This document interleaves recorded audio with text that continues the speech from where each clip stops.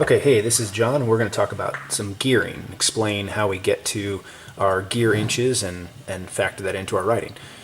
So we're going to just jump right in and talk about first what is involved with gearing, and you have three components that you have to consider when you're trying to calculate your gearing. And it starts with the crank set. That's what this is over here. This is the crank, and these are chain rings. And we also have to consider over here, this is our cassette, and each of the individual rings here are called cogs. The third aspect we have to consider is our wheel size. But the basics are we measure the size of each of these things, the cassette and the chain rings here, by the number of teeth that they have. And just to put it in the simplest terms, when you have your chain in the bigger front ring and the smaller rear cog here, that's going to be your biggest gear, your fastest gear, your downhill gear. When it's the reverse of that, when you're in your smallest ring in the front and your biggest cog in the back, these way down here, then that's going to be your smallest gear, your climbing gear, your uphill gear. And we calculate gear inches. Well, all we do is we take the front chainring size that we're in and the rear cog size we're in. We divide the front by the back and multiply by the wheel size.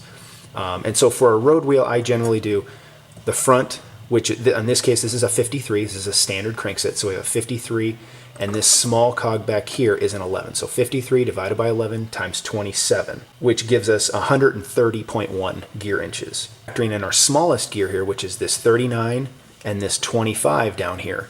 39 divided by 25 times 27, then that's our calculation, gives us 42.1 gear. We have a range between 42 and 130 gear inches. So let's say this is what you have, and you ride somewhere in the Midwest, but you want to move to Colorado and you want to do a lot more climbing, so you want to factor in and have a climbing gear. About 3 to 4 gear inches consists of about a gear step down or up. If on that low gear it was 42 inches, if you go to 39 or 38 inches, that's gaining about one more climbing gear. You're the type of rider who occasionally dropped into your smallest gear, this 39 and this 25. But you only did it on the steepest points, but you're going to be doing more of that riding. You might just want one extra gear, and in that case, what you could do is maybe substitute this 25 and replace that with a 28 here.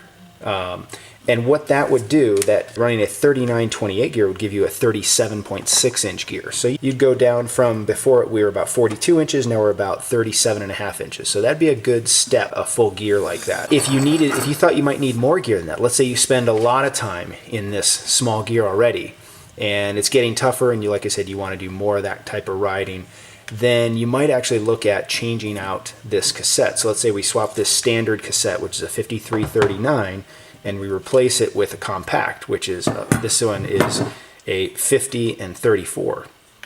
So now our gear combination with our old cassette is a 34 and 25 on the climbing end, which is about a 36.7 inch gear. It's pretty much the same as when we kept the standard crank set and just switched to that 28 tooth cassette over here.